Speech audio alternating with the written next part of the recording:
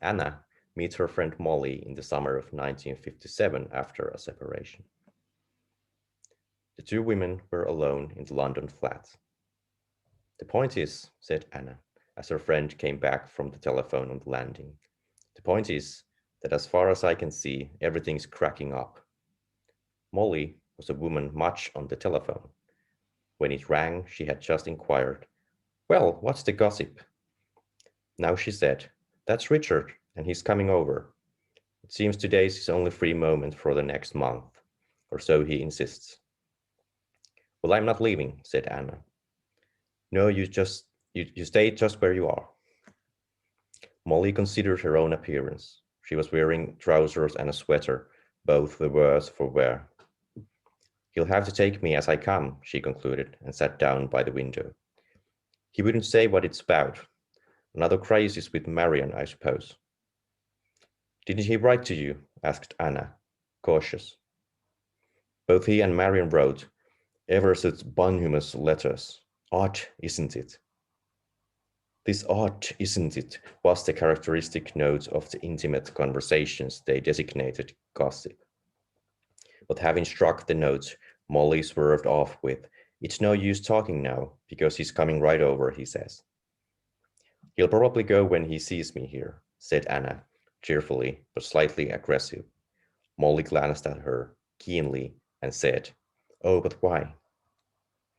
It had always been understood that Anna and Richard disliked each other, and before, Anna had always left when Richard was expected.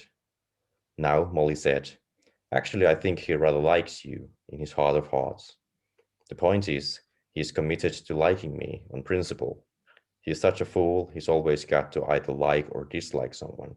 So all the dislike he won't admit he has for me gets pushed off onto you.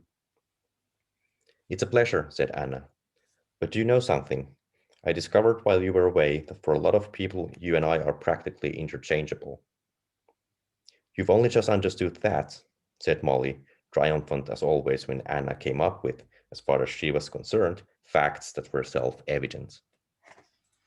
In this relationship, a balance had been struck early on. Molly was altogether more worldly wise than Anna, who, for her part, had a superiority of talent. Anna held her own private views. Now she smiled, admitting that she had been very slow. When we're so different in every way, said Molly, it's odd. I suppose because we both live the same kind of life, not getting married and so on. That's all they see. Free women, said Anna, wryly. She added with an anger new to Molly, so that she earned another quick, scrutinizing glance from her friend. They still define us in terms of relationships with men, even the best of them. Well, we do, don't we? Said Molly, rather tart. Well, it's awfully hard not to, she amended, hastily, because of the look of surprise Anna now gave her. There was a short pause, during which the women did not look at each other, but reflected that a year apart was a long time, even for an old friendship. Molly said at last, sighing, Free, do you know when I was away, I was thinking about us, and I've decided that we're a completely new type of woman. We must be, surely. There's nothing new under the sun, said Anna, in an attempt at a German accent. Molly, irritated, she spoke half a dozen languages well, said, There's nothing new under the sun, in a perfect reproduction of a shrewd old woman's voice, German accented. Anna grimaced, acknowledging failure. She could not learn languages and was too self-conscious ever to become somebody else. For a moment, Molly had even looked like Mother Sugar, otherwise Mrs. Marks, to whom both had gone for psychoanalysis.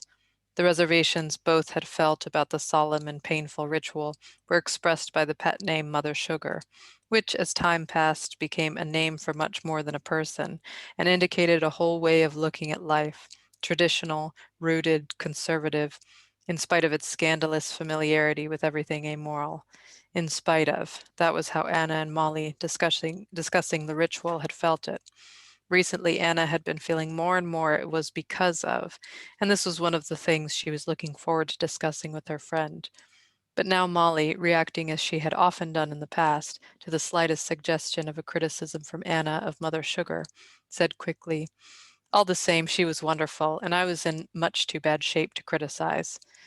Mother Sugar used to say, You're Electra, or You're Antigone, and that was the end as far as she was concerned, said Anna. Well, not quite the end, said Molly, Riley insisting on the painful probing hours both had spent. Yes, said Anna, unexpectedly insisting so that Molly, for the third time, looked at her curiously. Yes. Oh, I'm not saying she didn't do me all the good in the world. I'm sure I'd have never coped with what I've had to cope with without her. But all the same, I remember quite clearly one afternoon sitting there, the big room and the discreet wall lights and the Buddha and the pictures and the statues.